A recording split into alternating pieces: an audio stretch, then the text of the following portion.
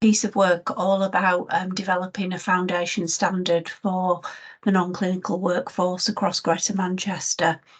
And we've been doing some work on a passport, which probably some of you on the call will already be aware that we have done a bit of a soft launch last week on the passport and started to send it out. So what we're going to do today is share an update, and my colleague Rowan is on the call and he's going to give you a demonstration of the passport. The other thing we're going to do is talk to you about some other aspects of the programme. So we've been doing some work around pre-employment and trying to improve the pipeline into primary care and the support you have for training and accessing people who are able to start their careers in primary care and be kind of inspired and motivated to stay there. And then lastly, my colleague Anne's going to talk to you about some developments we're trying to scope around practice managers and how we can support people to have a career path. So if perhaps we have people who are aspiring practice managers, we can focus on some training and development at that end of the pathway.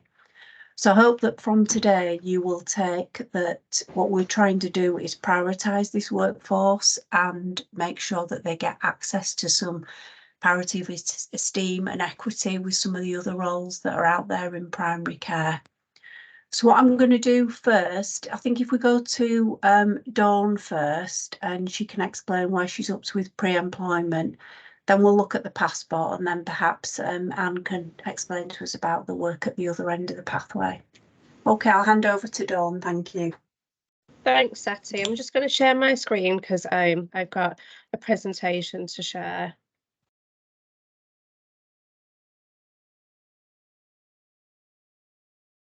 Oh, sorry, there is an issue with sharing the presentation. I won't be a second. Can you see that, Sati? Yeah, I can see the agenda with the embedded document. Yeah, I've opened the embedded document, but it's not working very well. Sorry, I'm presenting this. Ruth's done the presentation and embedded it in something. Sorry, can we move on to Anne and I'll open the presentation? Sorry, Sati, I'll come out and join the meeting again in a second. Okay, I tell you what, well, if Rowan, are you okay to start demoing the passport and perhaps we'll do it in that order? Yeah, I can do that way. Thank you very much. Thanks, Sati. Hi everyone, I'll share my screen. Hopefully you can see in front of you the Greater Manchester General Practice non-clinical workforce pathway. So the passport is based on this pathway. And the pathway covers a range of roles from entry level roles right through to the management and senior management or partnership roles within general practice. So moving on to look at how we developed the passport. This mind map shows you the different sections that we have on the passport. So we've got the basic contact details about people, and then we've got various sections that relate to training, moving through from accounting and finance through to leadership and statutory and mandatory training. And with each one of these areas, we've mapped out 3 levels of training from entry through to intermediate and advanced, and we've aligned the training according to the levels, and then that reflects across to the aspects of the pathway that we saw before. So I move over to now look at an actual passport. So this is our demonstrator passport of our fictitious administrator who's working in general practice over in Heaton Moor in Stockport, and her name is Tilly Flop. And so we've got Tilly's contact details showing, and then each of the sections that we saw in the mind map before are now reflected on the passport. So we've got the evaluation section and then through to the statutory and mandatory training. And so within each of these sections, as I move down past, for example, the accountancy and finance or communications, we can actually access training that's available. So if I was interested in accountancy and finance training, and I want to look at some entry level stuff, I can click on these links through to see access to training. So if I'm interested in communications, for example, I might be interested in looking at the introduction to complaints handling. So I open that link, that takes me through to the e-learning course on e-learning for health, where I can sign in and complete that course and then come back to my passport, I can update the training that I've completed. So I can click on edit my communications training, for example, and I get to select which of the ones that I've done. So if I've done the introduction to complaints handling, I can tick that off there. I can enter the date when I did that. So if I did that in April, I can update that, and then I can add, as we've got here, certificates to the passport. If I update that and then go back to Tilly's passport and just refresh that, we'll see that the introduction to complaints handling has gone into Tilly's list of communications training that she's completed there, along with the e-learning certificate and the date that she's completed the most recent course. So each of those sections that we saw on the mind map, whether that's communications through to governance, through to information technology, and then on to leadership, each of these has got the training mapped out in those 3 levels: entry, intermediate and advanced. And in addition to the training that people can access via their passport and then obviously document and record the training that they've completed, they're able to access additional resources. So for example, I click on the additional leadership resources link within the leadership section. It takes me to a complementary page that we've developed that's got a range of links to additional training or resources, such as videos around what's action learning, video around teamworking and leadership, that sort of thing. There's podcasts and various different aspects there. So we've got a whole set of related resources that support the passport here, ranging from some accounting and finance through to governance, IT, leadership, quality improvement, and then some more generic ones about understanding the context of primary care within the wider health and social care system. I'll stop presenting there to give people a chance to ask any questions, if that's appropriate, Sati. Thanks, Rowan. Has anybody got any questions they'd like to ask Rowan?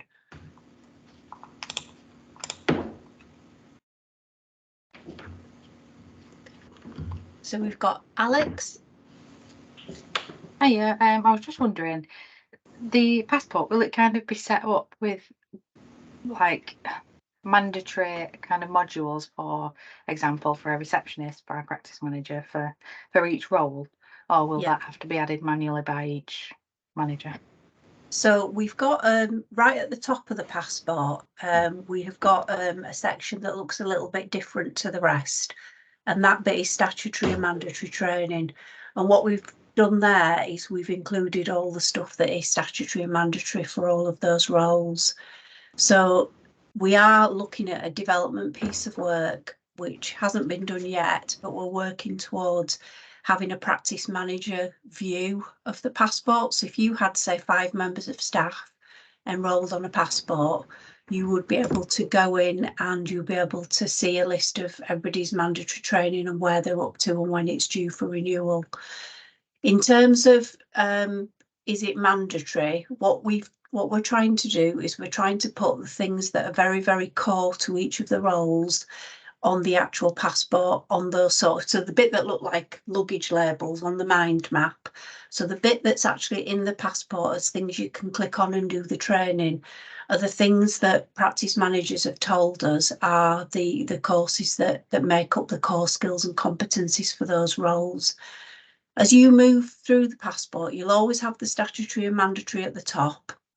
If you register in one of the entry-level roles, it will only bring up the entry-level training so that you're not almost bamboozled and overwhelmed by, say, some advanced training in financing and accounting that perhaps isn't appropriate for your role. But as you develop in your career and you move into an intermediate role, the next section of the passport opens up for you. And then when you become head of your PCN, right at the top, the last bit of your passport will open up. So it's not prescriptive, but the stuff that we've put in the passport is the things that people are telling us are core for those roles. And then in the resources section, there's all sorts of other things that if you are discussing your development with your line manager, you'll be able to look at the resources section and find other training that would supplement your training and your development that might be pertinent to your appraisal and your PDP. It was a bit of balance, because when you looked at the passport, it can look really, really overwhelming if you present all of the training that's available, because it just then looks unachievable for people. And it also would raise questions about how much time staff were going to be spending doing it. So we've tried not to be too prescriptive, but we have tried to guide it through the way that we've laid the passport out. Don't know if Rowan, if you want to add anything. Or Lorna, because I know you were involved in that as well. So Rowan first. Sure, Sati, just on the point about the practice manager's view, we're hoping to develop that view so that I think and Lorna, you're probably better placed to correct me on this. The idea behind it is that it could be useful for practices when they're thinking about CQC. And so that's what we're hoping to use the expertise of the practice managers task and finish group to help inform that development. Yeah, so I think right from the start, Sati wanted to make sure practice managers were included in this, and there have been a number of us involved in the task and finish group. We've tried to look at it from the PM's perspective. So we know that there are numerous ways at the moment to capture training information. We know an awful lot of you like to use Bluestream. I know there's a question in the chat about Bluestream. Rowan or may be able to answer that for us in a sec. We wanted to make sure that this is something that would easily be adopted in our systems of record keeping, particularly around CQC and regulation. So building in those that way that we can easily see who has done their statutory and mandatory training, get a reminder about that, and capture all that information in one place, which will be free of charge, unlike Bluestream, felt like a bit of a win for us all. Does that help? Yeah, so as Rowan's put in the chat, yeah, you can just upload certificates from Bluestream. So there is a bit that says I've completed the following training in practice, and you just go tick, tick, tick, tick, tick, and then it just shows in your passport and you can upload your Bluestream certificates. So we've tried to cater for that as well. In the passport, we've tried to use NHS standard e-learning for health, free training where possible, so that there are not cost implications to practices. But in any of the sections, if there's relevant training, you can upload it. There's an option to do that, so you can really personalise it and show off for your career development the aspects that are relevant to your role and what you've achieved. So if you've got a particular specialism in something, you'd be able to record your training around that as well. Does that help? Is that okay, Alex?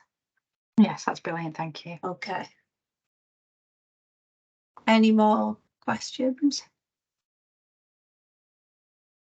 So if people would like to start testing it, there is actually a link on the passport site, and it says evaluation on it. We're looking for some early feedback, so if people do want to go in and click around and have a look, there is the ability to give us some feedback. It's a really, really short questionnaire. It's literally 4 or 5 questions. If it takes you more than 1 minute 30 seconds, I would be surprised. You can time yourselves and see if I'm right. There is a free text option as well, in case we've not covered anything in like the dial buttons where you can click. So please do give us some feedback.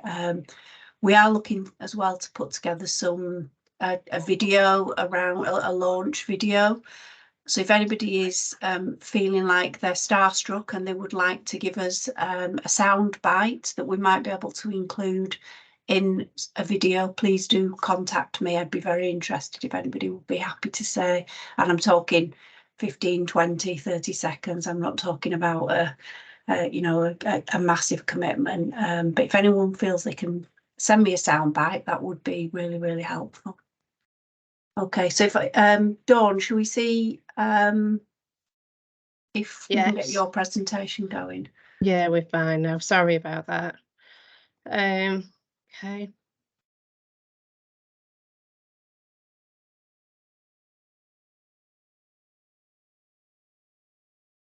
Can you see that now, Sati?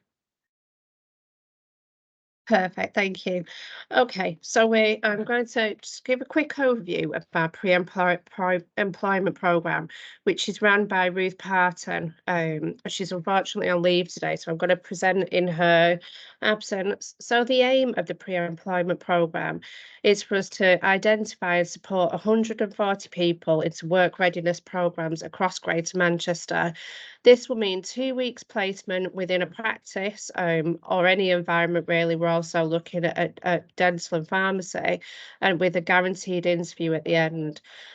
We'd like to develop partnerships with local providers to deliver work readiness programmes. We're looking at opportunities to support candidates' future employment prospects, to absolutely promote primary care as a career choice, to explore and develop innovative partnerships with previously underrepresented groups. So we've been working with those that are leaving care, those young people who are sort of 18 to 24 who are leaving the foster care environment and going into supported living, but also the over 55s. There's a huge push with DWP to try and engage with the over 55 sector a little bit more, and to develop a recruitment toolkit for use in primary.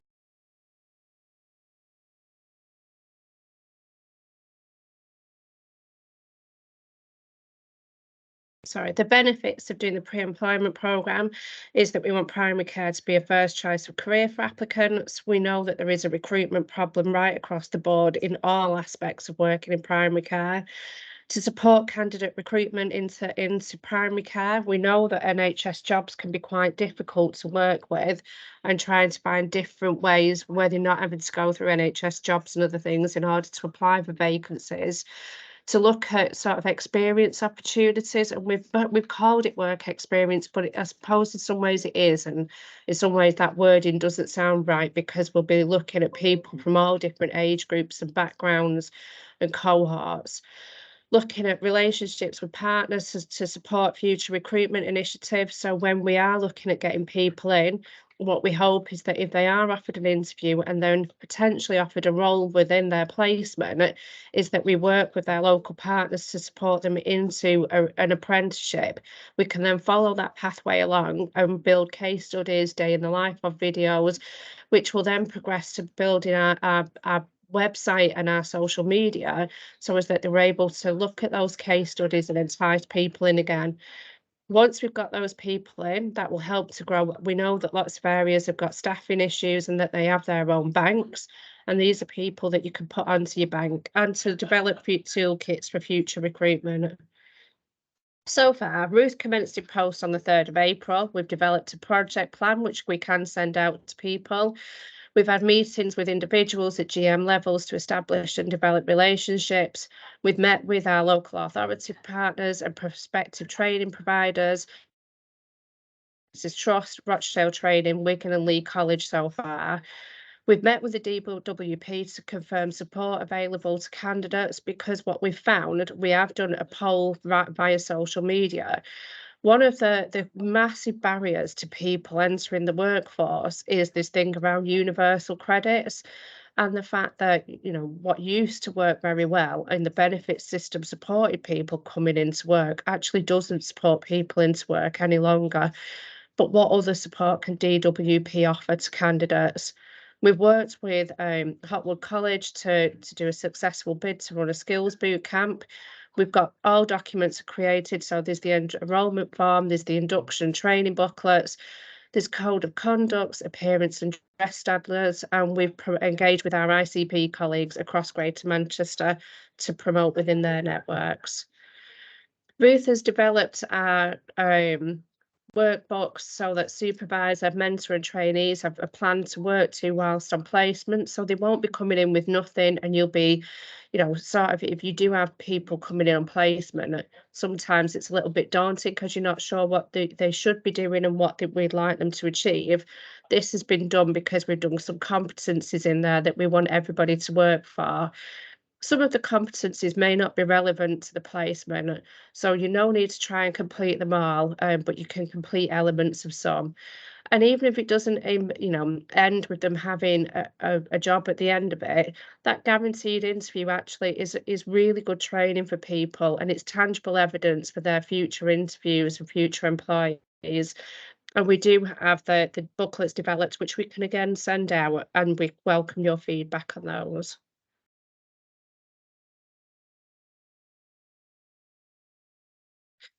The next steps, so our first cohorts are planned for August 23 in Rochdale, September 23 in Wigan. We do have plans to expand to all boroughs across Greater Manchester. The training is typically 4 weeks, 3 days per week, followed by 2 weeks work placement, which will be 3 days a week.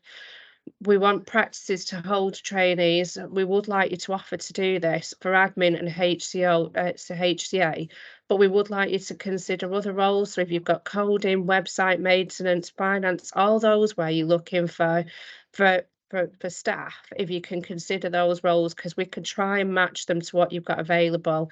We can also agree the training content with the provider. We'll source and screen course participants to ensure commitment. We will prepare the trainee workbooks for placement. We will do post-placement and course reviews, and we would like to deliver future cohorts across GM. We will track our trainees for 6 months following the programme participation, and we need to provide monthly and quarterly update reports to GM and NHS England.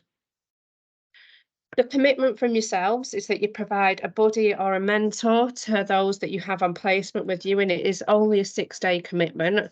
The scheme doesn't attract a payment, but as we all know, we're all struggling to recruit, so you get a little bit of try before you buy and have the opportunity to shape your workforce with the vacancies that you need. It provides learning opportunities to those on placement and support the completion of their workbook. We would ask you to provide post-placement feedback to guarantee an interview either at the host practice or a practice within their network. And if you offer a job to the trainee, we will pay for the enhanced DBS check. If you are able to offer a placement to anybody, it'd be great. And if you can offer to support, it doesn't matter, it doesn't have to be now, but over the next 12 weeks, if you could contact Ruth, I will send out Ruth's information. So as that, and I'll put her email address into the chat afterwards. It would be great if we could have some support from practices to be able to get people onto placement. And then finally, we have got I'll stop sharing now. Just to say we have got the pre-employment, but also we've got Megan, who is she is currently working on our GM recruitment programme, and we are asking practices to give us your vacancies. She's attending recruitment fairs all over Greater Manchester, and she's able to match people. So she's actually been out to Stockport today and has got 45 candidates who are interested in roles within primary care and general practice, where she's taken their expression of interest. They're going to send their CVs. So if you have got vacancies, it'd be great if you could engage with both Megan and Ruth for the pre-employment and Megan for any vacancies. Thank you. I think we've got a poll as well, haven't we, Rose? Yes, we have. Yeah, I will launch the first question now if you're ready, Dawn. Yeah, perfect. So, bear with me. Okay. Hopefully that should pop up for you all now.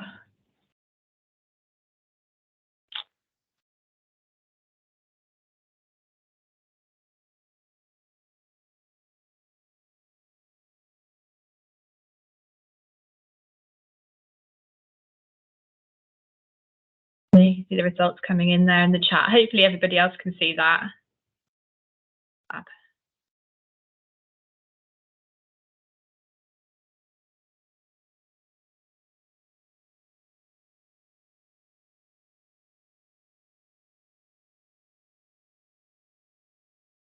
Okay, I will run the next one.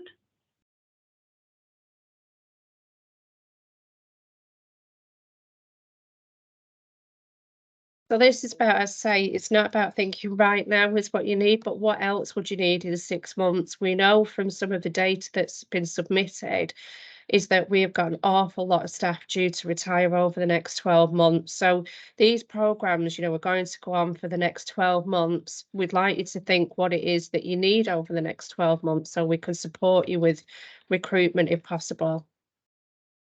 And I'll launch the next one just off the back of that. Again, this is, would you be willing to take a pre-employment placement? Again, it doesn't have to be, within the next couple of months, but absolutely within the next 6-12 months would be wonderful.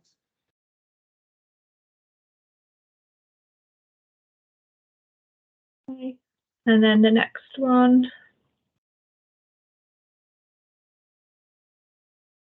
Yep, so again, this is around us attending the recruitment fairs. We've got a couple coming up that are across where we're being offered slots where we would interview.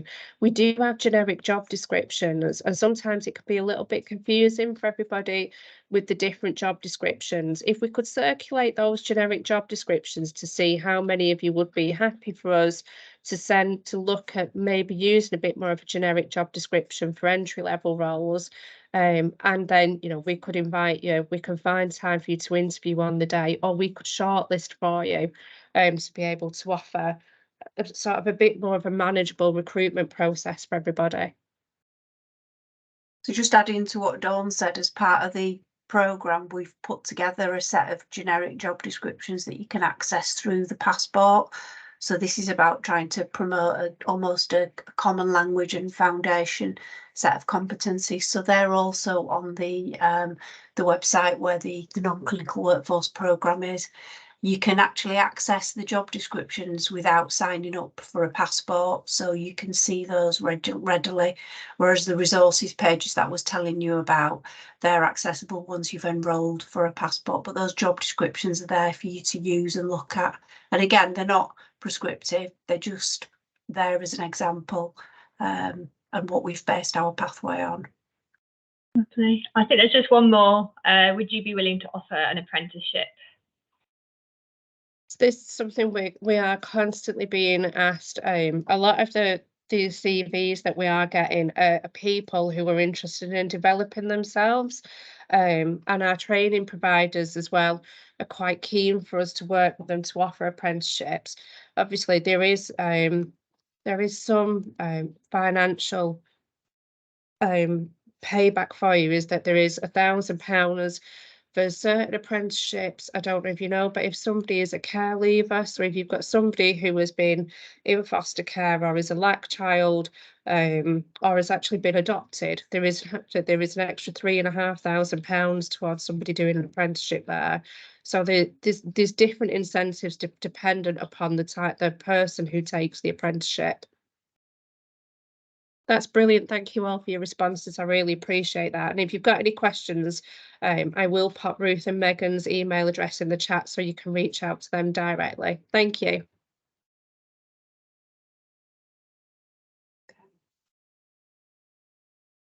So last, I think there was a question actually that Dawn, that I just want to make sure you've seen it. It's before the poll. I'm just scrolling up.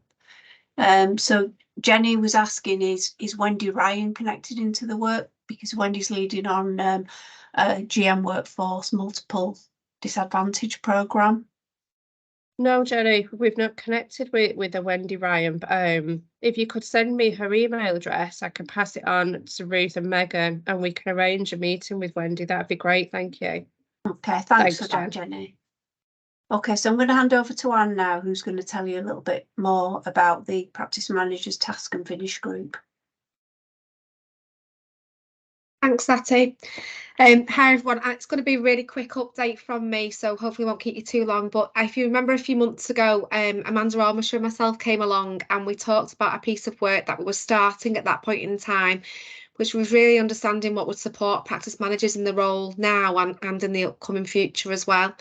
Just wanted to give a brief sort of update today about where we're up to, and it does build on some of the passport work that Rowan and Satty have described as well, because the formal elements of training and development are sitting within the passport. What we're wanting to do is that bit extra, that we want to make sure that practice managers are practice managers are fully supported within the roles that they're in. So we're trying to understand what exists across localities and across GM and within PCNs and practices that really get to that supportive environment that people can sort of develop and achieve within. We have asked, as part of this scoping, locality workforce leads, training hub, GP excellence, primary care providers to help us to understand what's across the patch, sort of at locality level and going across GM as well. We're pulling that work together currently, and I've got a few people on the call actually are involved in the work and in the group itself. But we have actually scheduled to look at that scoping to understand what it is, what we've already got, what's working and where those gaps are. Recently, what we've also done is created a very short survey to find out more of that directly from practice managers yourselves. So what works for you? What might be in place currently? What have you done informally, and where might those gaps be still existing? And it's about peer support, reciprocal learning, mentorship. So some of the things that are not necessarily within a formal training environment. We have had already over 40 responses, which I'm really pleased about. And I was just going to drop the link into the chat as well, so people can possibly just do when you've got a minute just to help us with this work. The intention is that we will come about with some recommendations, so learning from that work that's already taken place across the areas, and then looking at those gaps and maybe coming up with some proposals to support that. So we do have a number of practice managers involved in the group, and they are invaluable in terms of keeping us on track and giving us the advice. But if anyone is interested in sort of connecting to this piece of work and would want to be involved at all, then please obviously just either drop it in the chat, or if you send it, who's best Sati to send it to? I'm just thinking who coordinates this meeting. I don't want to. Sorry, you're on mute. I've just stopped you, haven't I? And I went full flow then into putting you on the spot. That's all right. What would work best for you, for people to email you or me? It doesn't really matter, does it? I can put my email in. I'll do it in a minute. Yeah, that's no problem. And then, and in terms of sort of next steps as well, we're already seeing some development coming out around things like coaching and mentoring. So we're trying to connect things together a little bit more. We understand what is important to practice managers and start to be able to deliver that. So Greater Manchester Training Hub are looking to create this bespoke training around coaching and mentoring specifically for management within primary care. And we will be testing that with a group of practice managers over the next few weeks, hopefully, and then obviously can look at how that might be developed and delivered across the whole of GM and offered there. So I have dropped the link into the chat for the, it's a very short survey. It was developed by practice managers, so they know that it's like literally going to be a few minutes to complete it. And I'll put my email in as well. So if you've got any questions or want to be connected in, then you can just let me know. So just to add to what Anne's saying, so I hope you can see that the passport isn't a finished, here we go, it's polished and shiny and it's really, really good and it's finished. What we've done is we've got it to a point where we think it's useful and it's usable. But as we develop more and more content and we develop more around people's development, it's really easy to add it in. It's not going to be something that just stands still, and it will scale and it will get bigger, and we'll be able to do more, and we'll be able to tailor it to what the workforce need. And what we've done is we've just given you a starting point, and it's you as practice managers and the workforce that, if you can give us feedback via Anne's questionnaire, there you're the people that can shape this. I've got some funding, I can help develop whatever it is you as practice managers need, and Anne's there ready to pick that work up and take it forward. So thanks very much, Anne and Rowan and Dawn, for that. I think that's us, Lorna. Thanks, Sati. Only 4 minutes over. That's great, thank you. We can catch that up at the end. We only have a very short update from GPX today. Thanks, Dawn, thanks, Anne, thanks, Rowan as well. Okay, next we've got Jenny from the Good Employment Charter. Thank you. I hope everyone can hear and see me okay. Just give us a shout if you can't. Yeah, fabulous. Okay, I have got a set of slides to go through, so I'm just going to load them up and go. Can everyone see that okay? Just a thumbs up would be great. I can't see anybody. Lorna, yeah, Yeah. fabulous. Fab. Okay, so yeah, I'm Jenny. I'm the programme manager for the Good Employment Charter, looking at specifically health and care organisations, working closer with the Good Employment Charter implementation unit and also the people and culture team at NHS-GM. I just want to give you a really kind of in a nutshell whistle-stop tour of what the Good Employment Charter is, the work that's currently underway, and also some opportunities for colleagues on the call to get involved. So the Charter, hopefully many colleagues on the call will already be aware that we have a Greater Manchester Good Employment Charter. It's a voluntary membership and assessment scheme, and that aims to raise employment standards across GM for all organisations of any sector, size, or geographical location. It's important also to recognise that the health and care sector are slightly underrepresented in the Charter, hence why I've been asked to come in and lead this piece of work on behalf of the GMCA and integrated care system. So what the Charter actually is, it came about for a number of reasons. There was lots of insecure work at the time. It's a mayoral initiative. So Andy Burnham, on kind of coming into office, was set out some clear priorities around improving standards across GM, and the Charter was started. The conversation started around 2017-18. And a number of colleagues, representatives from trade unions, professional membership bodies, business, the business world, and managers across the system were pulled together, and an 18-month consultation piece was carried out around what good employment actually was. And they came up with the 7 overarching characteristics by which to measure your organisation against. And within these overarching themes, there are a couple of key areas. In particular, the pay. So in order to achieve full membership of the Charter, organisations are required to pay the real living wage, and also commit to supporting the wider supply chain as well. So Andy Burns really feels really strongly about the influencing the wider system, and that's something that we're working with organisations, employers to do. So a number of the themes I think we've already touched upon through listening to some of the initiatives taking place. Primary care, which is fantastic, and there are lots of employers already working to a really high standard.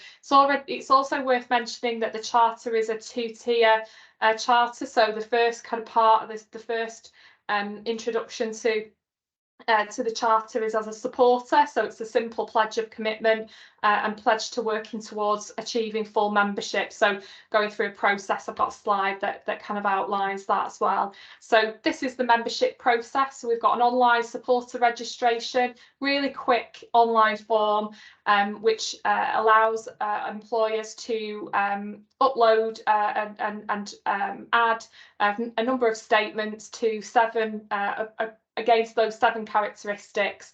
Once that online form has been completed, you'll then receive a self-assessment or readiness questionnaire from the team, and at that point, your organisations, employers will receive support from the Good Employment Charter unit. And again, it's really important to recognise this is free of charge. There's no cost attached at all. And then the Charter unit will support organisations to move through their membership application. That looks very different to different organisations, and an individual from the team will support with pulling together an application form, which then is shared with a technical panel for review and scrutiny. And once that technical panel is happy, They then put forward a recommendation to the board for full approval. On approval, the individual organisation is invited to attend an awards event and is presented with their award by the Greater Manchester Mayor. I think what I've tried to kind of highlight in this slide here is the access. So on joining as a supporter, you then have instant access to share and learn events, explore days, and again, really a great opportunity to connect with organisations outside of the sector. To really learn from innovation and really support and contribute to a wider network of good employers. So the health and care arm of the charter, the programme objectives are really around building that awareness and cultural shift in thinking about good employment across those organisations and communities. Really wants to positively influence the health and wellbeing and economy of GM health and care organisations, workforce and communities. Want to improve retention, recruitment and progression opportunities. Again, there's some incredible work that's taking place, but we really want to kind of increase and raise standards, and then also increase representation of diverse and underserved communities and individuals within the sector at every level, particularly in leadership roles. So the key deliverables for the programme for this year are that we're looking at increasing health and care supporter registration by 25%. We want to also increase our approved memberships by 25%, and it's again really ambitious but really keen to move forward, and we have a number of quite comprehensive delivery plan with a number of strategies and initiatives attached to that. One of them being is creating a community of practice and engaging with the cross-sector organisations and colleagues.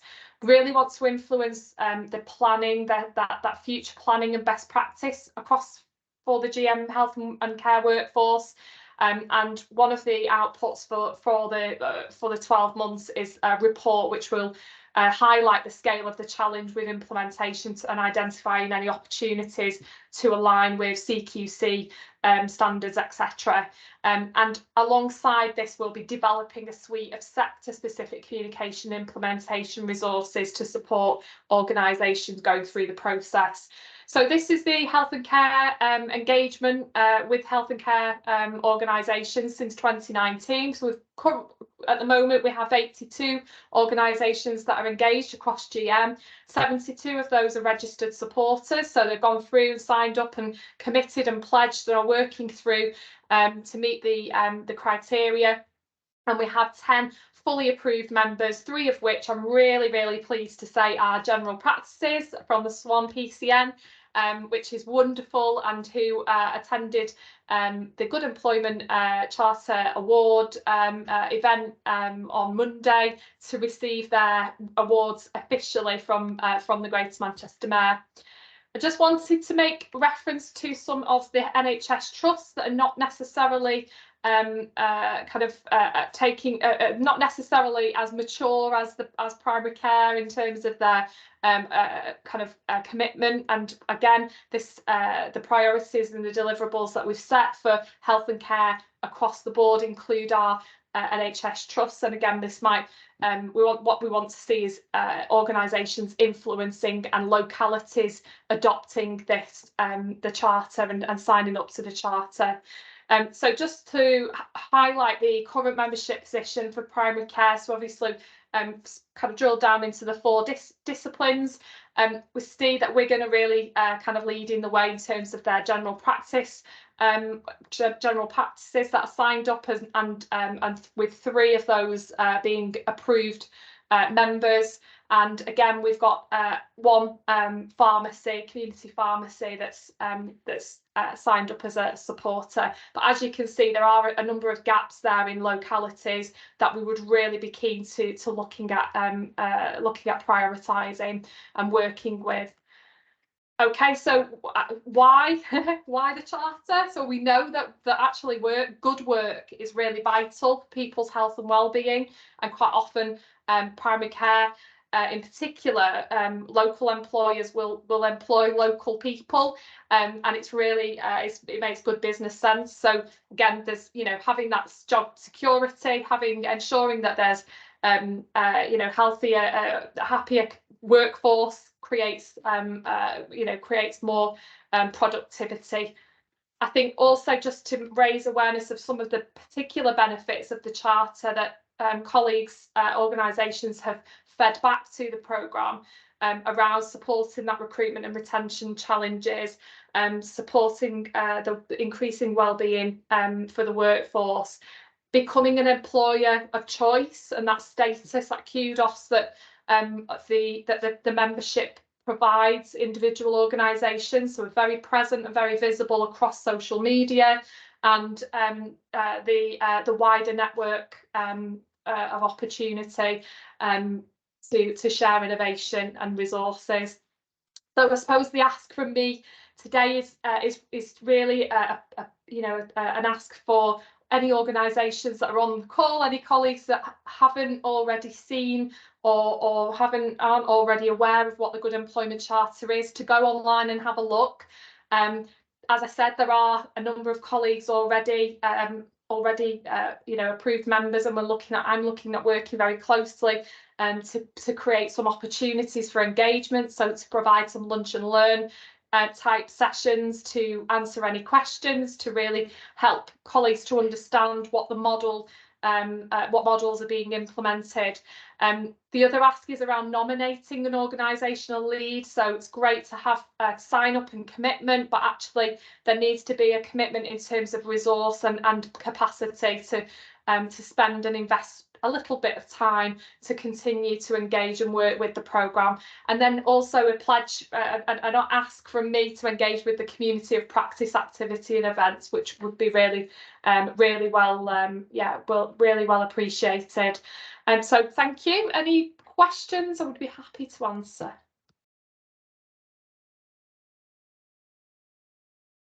Yeah, is that one from Alex? Sorry, I don't think I've taken my hand down from before. Oh, right, okay. Mike.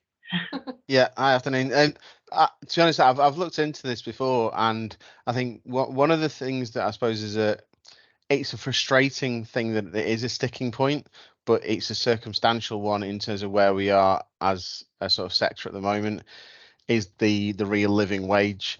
I do know practices that do employ that. I'd like to think that the whole employment package that my practices have, though, overall gives me that USP in terms of what we actually do offer our practice. But you coming off the back of a year end of nationally anything between 10 and 30% profits being down. Now, unlike other sectors, we can't go out to get income from anywhere else. So that basically means the partners, who are obviously the people who have the purse strings, are the ones who can sort of sign off whether to use the living wage or not. I think from my perspective, I would be a lot more empowered without my hands being tied to sort of go through this process if the living wage wasn't a sort of be all and end all and a must have in this process. So I was just wondering whether it was considered to look at your whole employment package as a whole rather than that specific one thing as being a prerequisite to be able to go through the process. Yeah, absolutely. And I think the point being is actually, yeah, you're not alone. I think there's the number of organisations that are experiencing similar, especially around the real living wage. I think one of the things that I'm really interested in doing is looking at various different financial models. So as I said, the Swan Primary Care Network, for example, I don't know if we've got any colleagues on the call. There's a in terms of capturing a model that really works, and again, there's similar challenges around real living wage being one of those barriers around looking at different ways of managing budgets, and as a primary care network coming together collectively and thinking about things a little bit differently. But I completely I get where you're coming from, Mike. What I would say is the supporter status of the charter. So we're asked we ask for people to commit and pledge. That doesn't mean that everybody's getting it right, and that doesn't mean that everybody's hitting the, you know, the top marks all of the time. What it highlights is a commitment to working towards.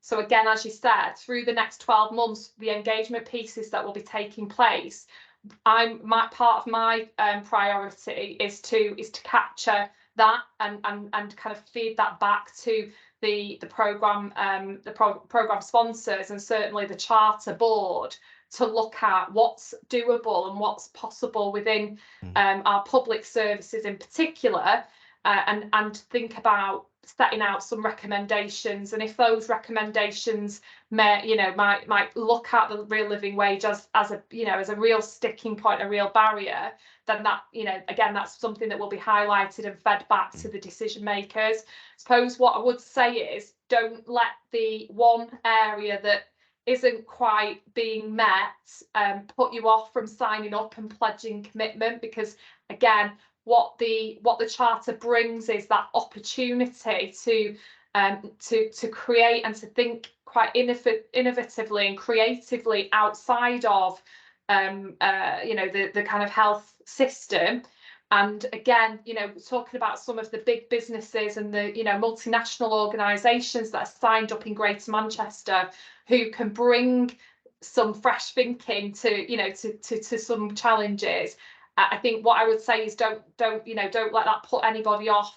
It's certainly a journey, and it's not and you know, it's not something that you know, once you've achieved the membership status is done. It's something that's constantly developing and improving, and you know, so yeah, I completely take on board your point, Mike, and you know, would really like to have your input into some of the sessions that I mentioned.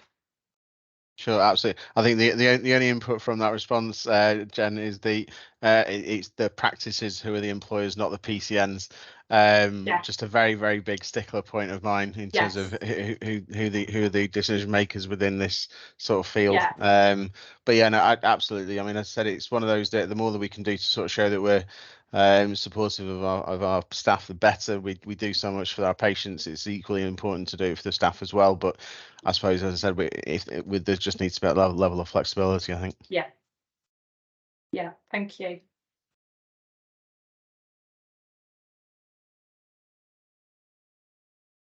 Are there any other questions for Jenny? No. Jenny, is there anything you'd like to add, or are you happy to leave it there? No, that's great. If just to say, if anybody is interested in joining any of the engagement activity that I mentioned, really value colleagues' input. If they could email me directly, I'll pop my email in the chat box. Lovely, thanks very much. Thank you. Okay, I'm hoping that we have someone from Health Innovation Manchester joining us next.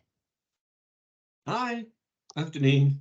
I've got my colleague Carol Bayliss with me as well. My name is Dara Roberts. So thank you everybody for inviting us. How long have we got? You've got officially 15 minutes. 15 minutes, perfect. That's absolutely perfect. So thank you. Okay, we can come back as well if, you know, with any subsequent questions and that kind of stuff, and give you an update and progress how the GM work is progressing and that kind of stuff, because that would be maybe really helpful for you to get an update at some point as well.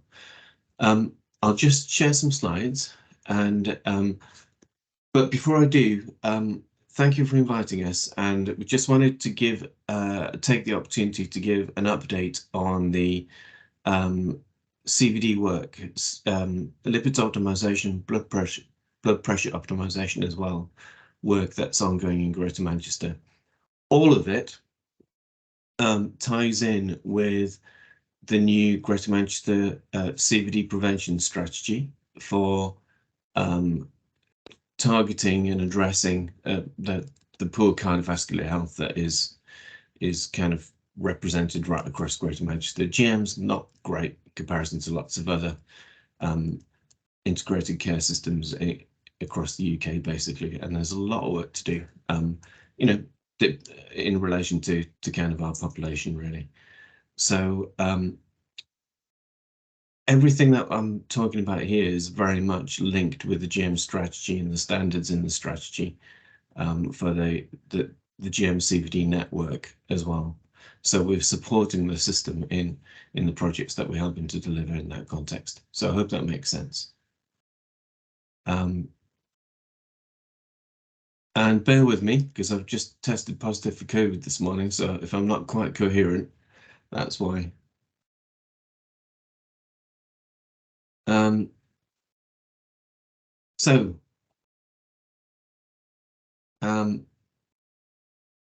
Cardiovascular disease prevention, very definitely a national and local priority. We know what the scale of the need is across the UK. Really, 27% of all UK deaths due to CVD.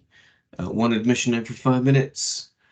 Stroke is a leading cause of disability. High blood pressure, high cholesterol are big contributing factors to that.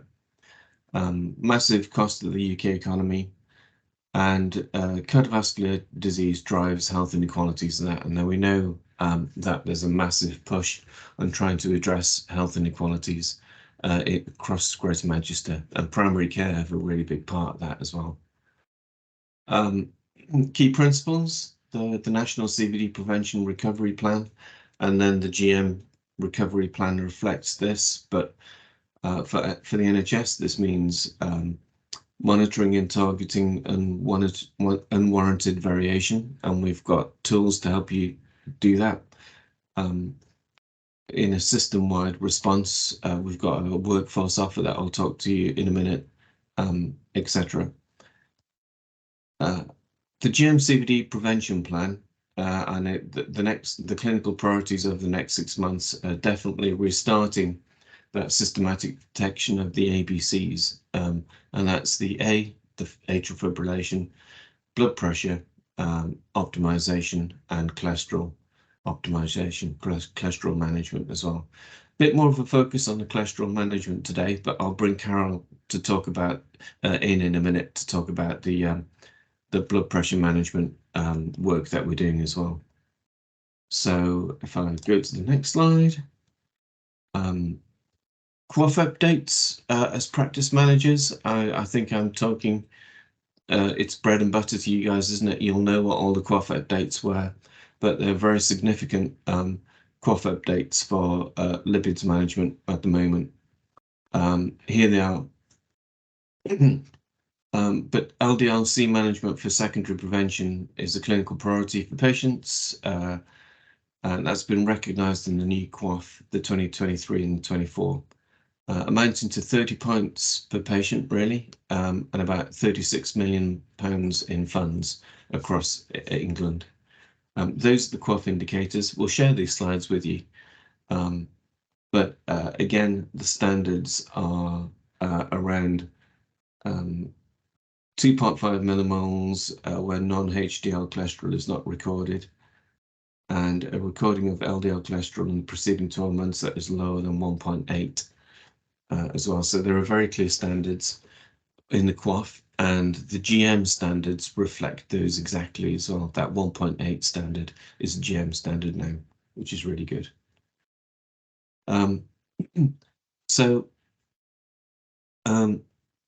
What we've tried to do as a GM system, and Health Innovation Manchester supporting the GM system, is to find ways of helping you guys in primary care to prioritize maximizing managing the patients that need optimizing against the highest risk cohorts with a focus on the secondary prevention pathway. And the highest risk cohorts are cohort 1, those individuals who've had a cardiovascular event but still aren't on any intervention. They're not even on a statin, so should be at least on a statin, for example.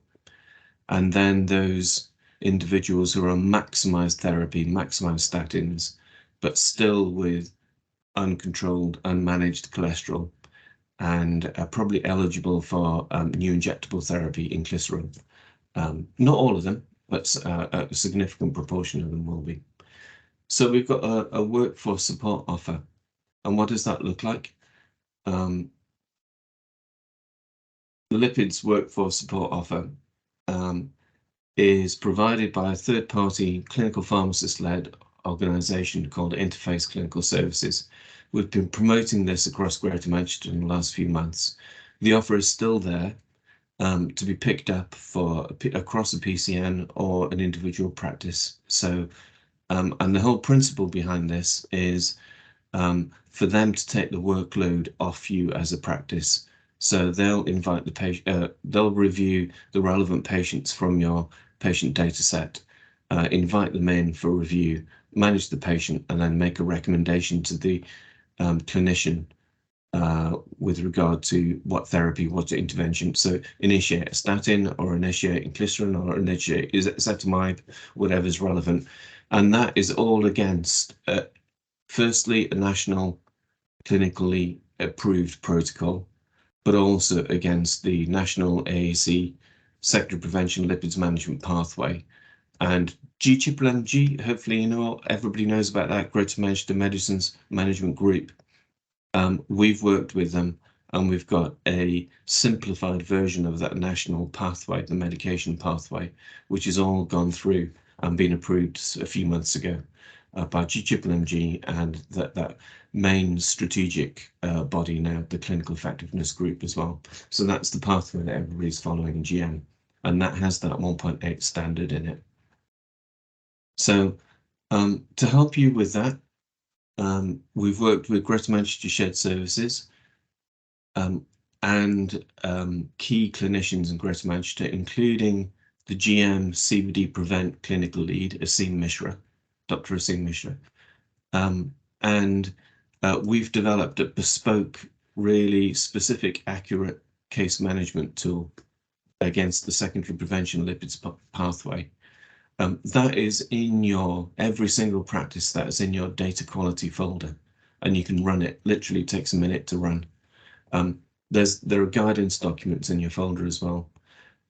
If you look at our website, our Health Innovation Manchester website, you'll see loads of information about the case management tool, secondary prevention lipids management, inclisiran as a novel medication. All that information is in there, and there's reference back to the GCHIP-LMG website as well.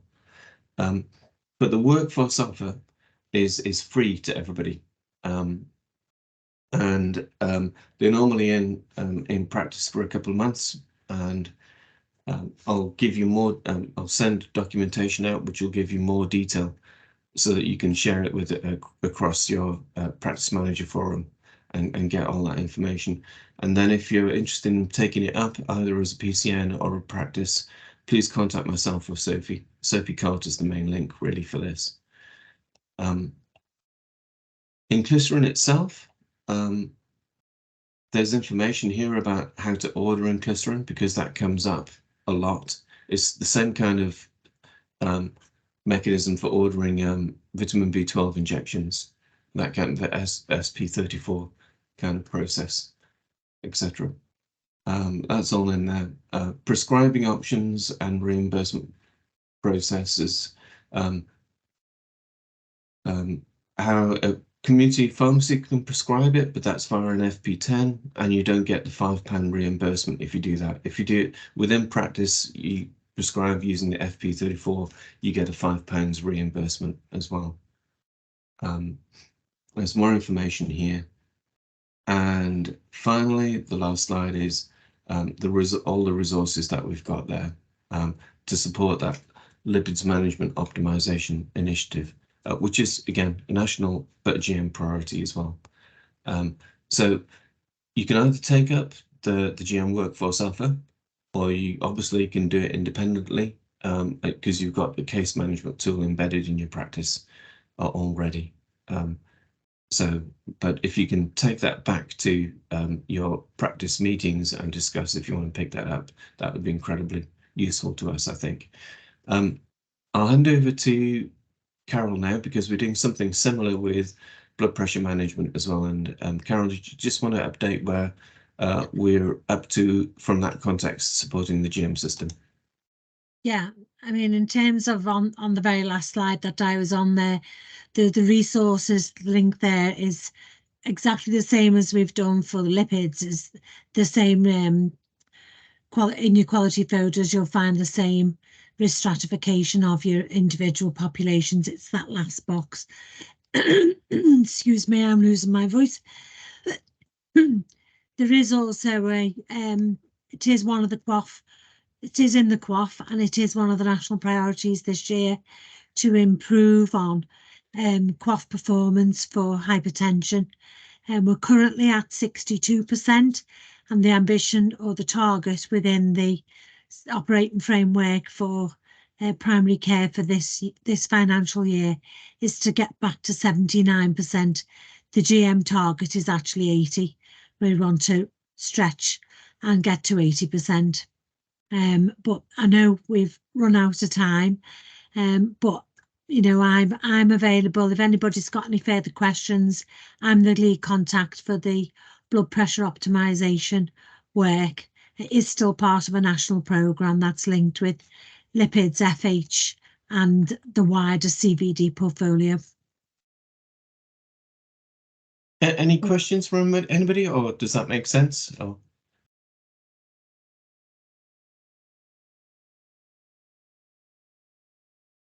Stunned into silence.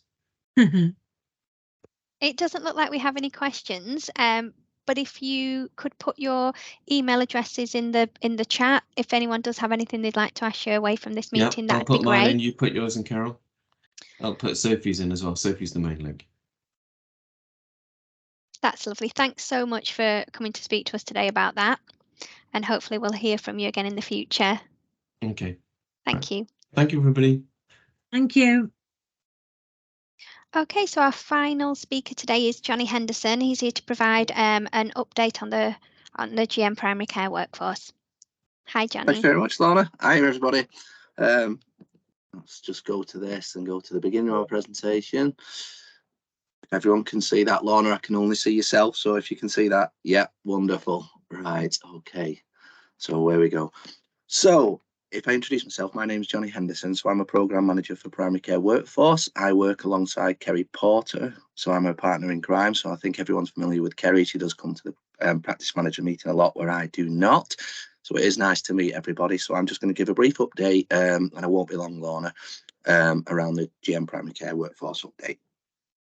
Right, okay, so as far as our first subject is our GP offers. So I do have this in two forms. So as you can see on the slide, we've got our primary care careers website that you can access it through, and we also have a PDF copy that you can access this training through that I've sent through to Rose, and that'll be circulated out. And what this is this is a one-stop shop for what's available for our GPs. So it just goes through, it has 6 major themes of looking for work and what we've got available.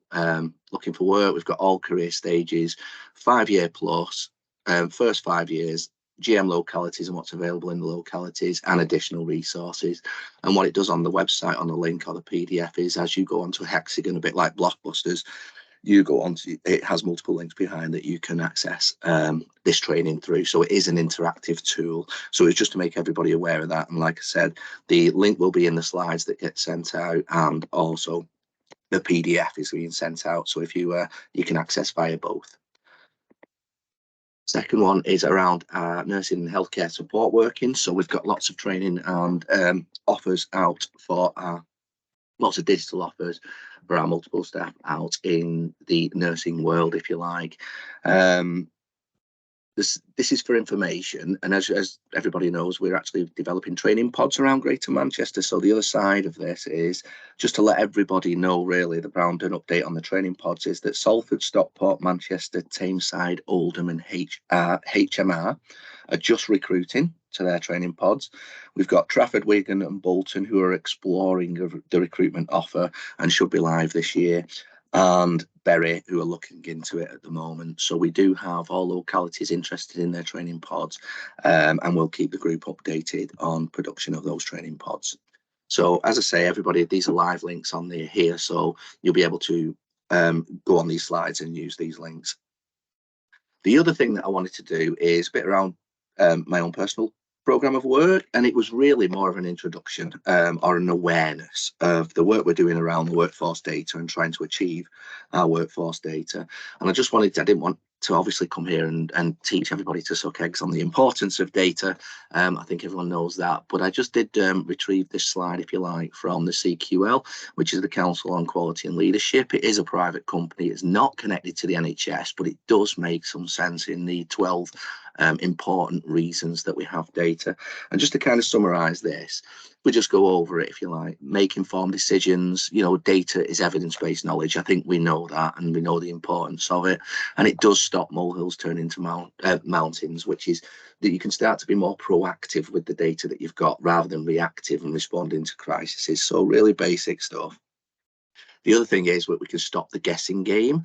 So almost like we do develop a lot of strategies within primary care, and you can start having a look at, will those strategies be successful on what you've got to aim in for where you're going. So it does involve that workforce planning element, and how you workforce plan without knowing what you've got is maybe kind of somewhere where we are at the moment as a system, not as an individual based practice. You know what you're doing well. We can monitor, we can track performance, we can see what's good, what's bad, we can see where there's training development needs or the resources that need to be implemented. And also one of the most important things, and I think everybody's seen this of late, and especially in the last few years, if not more, is that, you know, you make your most of your money, that funding is increasingly judged off an outcome. And funding is data driven, and that's becoming more and more in most organisations now. So data is, what this is trying to say is that data is a very, very important part of our organisation or our business, and really supports us in moving forward and how we react or plan from that, from what we know. Going into that, obviously, there's just wanted to update around the NWRS, and I know that everybody is involved with the NWRS, or should be involved in the NWRS on this practice managers meeting. Firstly, it's just the awareness to introduce myself. I think everyone does get a lot of emails from me, from the national team. I do meet the national team. A lot of the emails are kind of almost late in coming out or short time, and the national team are very aware of this. They are doing a lot of developments themselves in the background, integrating systems. So they're integrating their NWRS GP, PCN and claims portal, so they can start to actually have an assessment of what we're sending in to what we're claiming. So just to tell you a bit more about this, I don't know if anyone's heard of the SDCS. I think everyone would have. And just to explain a bit further, that the SDCS, the Strategic Data Collection Service, which is something the national team are actually using now, is a platform that all our information, or our workforce information, sits on. So there is other programs of work. So you've got your NWRS for both PCN and GP that sits on it, and there's something called GP EDEC that everybody might be familiar with, where I'm not. And all the programs for the national team sit on that platform, that SDCS. So if you ever hear that mentioned, that's what that is. They've not changed the NWRS to it. The NWRS sits on it with multiple other streams, if you like. The NWRS is contracted data, and we know that. And what we want to have a look at, and this is really early days, so this is just to say that this will be coming. We've got to meet with the workforce leads first, because they will be supporting this process, is that we have an automated reporting service now. So with all these updates that national team are doing with their system, is before we used to have to report, and we reported on a free monthly basis. Now what that system does is it reports monthly, so it's more live, and we receive the data back the following month. It's an automated reporting, so it automatically goes on the last day of the month. We also can have multiple users, whereas before we could only have single users. So there's lots of changes coming that we're pulling all these changes together.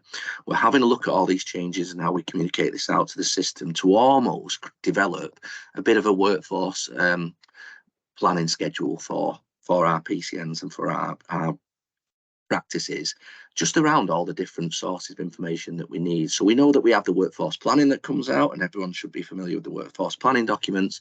We know we have the NWRS, there's a monthly. So what we're doing is we're pulling a schedule together for all our reporting streams, and we will be communicating that out. But like I say, this is early day. I'm just coming to this meeting to give you more around the information and the fine fact findings that you can find out for yourself on the national team, and it supports workforce planning like we suggested.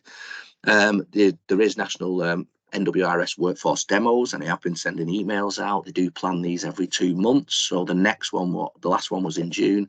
The next one should be in August. However, there is a recording of it. So there's a recording of the demo. Apologies. There is a recording of the demo, and you can follow the link there and go to that. And I just want to show that there is virtual tools that we have both national, so we have a national dashboard, and we have a GM, what we call VWIS dashboard, a virtual workforce information system that holds our NWRS information in as well, and that's on Tableau. The other work streams that we're doing is our Better Together primary care workforce data program. So that's with our community pharmacy, dental and optometry services, and that's starting to collate. So this is a really, really new data set that started last July, and we are building with our providers. It is non-contractual, so they are doing it for the support. It supports the current climate, and I think everybody's realised that. It supports them with their workforce planning, and it also supports them with their development and organisation development and supporting career pathways and looking at different career pathways. We're also doing starting to do a piece of work with our universities and colleges around student data. And again, this is almost like the 3 streams, what we've got coming and whether we can keep that into Greater Manchester with our clinically trained colleagues. Obviously, Dawn's been on around the work that we're doing around other programs of work to get almost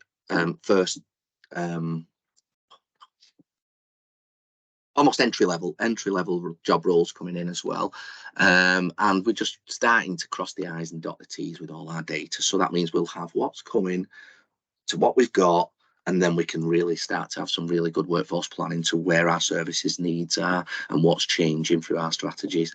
So there's just a really high level just of what's coming, and it's really to keep an eye out for this. And like I say, I will be working with the workforce leads. And at the bottom there, I've just put some national links in that's really good just for you to go on and have a look at, which is on the from NHS Digital. So we've got guidance on the national workforce reporting.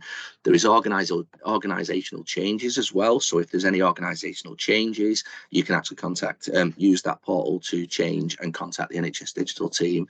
They've got an extraction table, so that tells you when the next extractions are due, and latest statistics. So it's an overview of key facts of what the last workforce performance has actually saw, which was on the 31st of May. So I just thought I'd put them in. The next one is we've just launched a programme of work. So I'm working with the Additional Roles Reimbursement Scheme. So through our GM operational group, and we're working with the GM comms team and localities to build some awareness of who works in general practice and what are the options of when you visit a general practice. So there is some work that's gone on. These toolkits are starting to be developed and going out.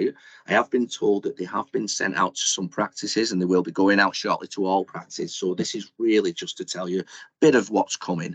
So what this is this toolkit includes an overview of what this program of work is objectively wanting to do, which is educate patients, educate staff on the different roles. It's got a newsletter copy, a GP copy, so these have flyers, these have multiple things in them that you can use in your practices, graphics for the waiting room screens, social assets, so where you can access our social media accounts and see what we're advertising through, and videos to use in your practice website as well. So we have done some recorded videos. Now this was additionally, we were going to use this just for the Additional Roles Reimbursement Scheme, but obviously patients don't care about the Additional Roles Reimbursement Scheme. Patients only care about what they can access. So this has turned into a bit of a who's who in the general practice, which is why I know there's a lot of Additional Roles Reimbursement Schemes here, but they are working on more videos. And I think what I wanted to do is really just give you Louise Hayes' contact number, which is our GM communication officer, and who's leading this programme. And it's just to basically any information when these packages do come out, is there anything we've missed? And you can contact Louise freely to really support this programme going out. And it is coming out shortly, or it should be reaching GPs this week, next week.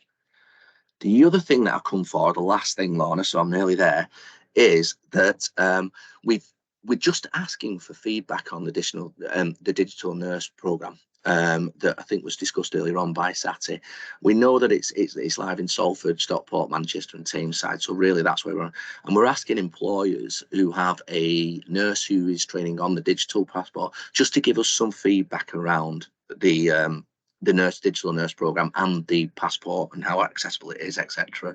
So I just wanted to put this in. These links are live, so I've left a link in the left hand side for the actual form itself, or you can access it through the QR code there. And like I say, this presentation will be going out to everybody. So I think, Lorna, without further ado, I think that's me done. And sorry, it was a rush job. I was just mindful of time. So is there any questions? It's Mike. Sorry, Lorna. Do you want to come in and chair me? Nope, you go ahead, Johnny. That's fine. Mike? Okay. Yeah, hi. Sorry, it's me again. Yeah, to be honest, when it comes to workforce data, I get why we need things like clinical roles and to an extent practice managers as well. The number of practice managers in the last 12, 24 months has gone down massively nationally, predominantly actually going into PCN manager roles, which I'm amazed with, because obviously it's going to be a short-term contract, that one. But so I get that, because they're key roles within organizations. But when it comes to entry-level jobs, when those are positions that we train in-house, we've obviously got a fantastic platform either via Bluestream, or obviously got talking about earlier on in the program about the new pathways that have been developed as well by these guys as well.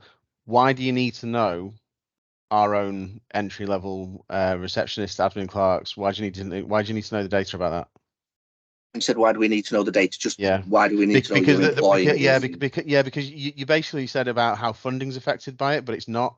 We have a set budget within general practice, so that there's no additional funding that we get for employing our staff. We just pay that out of our global sum. So I was just wondering what the need was. It's almost like, and I know your practice might be slightly different, Mike, because I know where all the practices are very varied, but we do get a lot of GPs and stuff saying that they're struggling with receptionists, they're struggling to get these entry-level staff in. They want trained receptionists. I don't know what that is, because trained receptionists will be different in every single practice. So we get all these questions in around those entry-level roles when they really find it hard to get in. And then you've got the other side of it is that there's like care coordinators or these jobs that have come in that are kind of entry level, but there is a qualification with it. And it's almost like, you know, when we're looking at career pathways, so we're looking at dentistry, for example, and I'm doing a lot of work with dentistry and pharmacy around their career pathways, looking at their dispensers to how we can, is there a pathway or a career pathway that we can have senior dispensers, etc., etc. It's that way. If there's an issue with those entry level roles, it's just what can we do about it, and how can we start to join up these roles, either through pathway work. You know, dental nurses are a big one. We're really struggling with them. They're an entry level role and they can't get older. And it's those where I get it in certain practices where you're like, right, okay, well, I've got my staff, they're trained up and I love it. And I'm not sure, that's the wrong word. Sorry, Mike. I'm not sure that that's every practice, and every practice is very, very different. So from a workforce element, that's where we're coming from. And that's where your lessons learned can be used on those as well. And there's probably some more behind that, Mike. There's probably more stuff behind that I can, like, obviously this is on the spot kind of thing, and the things that I can think of at this moment in time. But it's that organisational level of, when we're saying we're struggling, and we've had a lot of this from pharmacy, we're really struggling. We can't get the staff, we can't get that staff, we can't get, and we literally have no data of what's available, what's out there, how we can improve that, whether there's a pathway that we can start to develop. Is the funding to create a pathway for example, I'll use that dental nurse, for a senior dental nurse. So instead of leaving and going to stock shelves at Amazon or whatever that is, that we actually say, well, it's all right, they've been here 10 years, but the development's not been there. So is there any financial development that we can put into to obtain and keep these staff in positions, and whether that's a career pathway of a senior receptionist, a senior this, that and the other. I'm not saying that that would be the fix for yourself in the practice, but it's just that idealistic logic of what we're looking at as a system. I think, to be honest, that I get it to an extent, but unfortunately it's the wrong questions that are being asked. Because for example, in one of my other roles, I'm the North West England rep for the Institute of General Practice Management, and one of the campaigns we've run is that if I die, it would be your fault, because the abuse that our staff get at entry level, Absolutely. that is the reason why, you know, pre-pandemic we were getting sort of 20-30 applicants per role, and why now we in general, depending on where the practice is, etc., they're only getting up to maybe 5, and the standard of those applications have gone down horrendously as well, because less people want to be in this sector. And as I said before, in terms of financial incentives, our financial envelope is not going up, it's gone down. As I said, we had a 2.1% increase this year with a 10% inflationary. Nationally, there's anything between 10 and 30% practice partnership profits have gone down. There are places out there that are looking at redundancies because they can't afford their staff anymore. So the questions actually should be more about, well, what can be done on a systemic level, sure, but that's why I was sort of trying to get a better understanding of where you need to know about the data of how many receptionists we have, how many admin class we have, you know, how many vacancies you have, and that's important. But in terms of how many vacancies, sure, but in terms of what about the actual current staff, in terms of how, you know, what they're doing and all the rest of it, each individual business should have their own workforce planning strategy as well, and if they don't, I get that's why they need to come to somebody else, but you got to really worry about an organization who employs people who who doesn't have a workforce strategy, I or who doesn't totally appreciate it. Yeah, I totally appreciate that, Mike. And what I can do is, I mean, if you want, I can get back in touch with you. We can have a chat offline about this if you want, Mike. Or if you wish, if you wish. I mean, as I said, it's more the case of just trying to get a better understanding. It's just of it that myself. understanding. Okay. I'm going to have to ask us if we can wrap this up. I'm just conscious of time. I'm so sorry, Johnny and Mike. I think everybody could understand Mike's point of view there, and Johnny, it sounds like, you know, you can feed back to Mike with some more information around, you know, why and how this information will be used when it's provided to you. So that'd be great. Thank you very much. Okay, I'm conscious that we've run out of time really, and I know how busy you all are. So just before you go, very quickly, GP Excellence still has some spaces left on the financial health check webinars that we're running in July. The dates that are still available are the 12th and 13th of July. Rose has just kindly put the details in the chat if you haven't had a chance to book on that yet, or if you'd like anyone else in your team to come on to that. And we'll look forward to seeing you all. Is the one next month, Rose, or do we take a break in August? We are taking a break in August, but we'll be in touch again September. Soon. Yeah. Lovely. Thanks so much. Enjoy the summer, everyone, and we'll see you in September. Thank you. Everyone.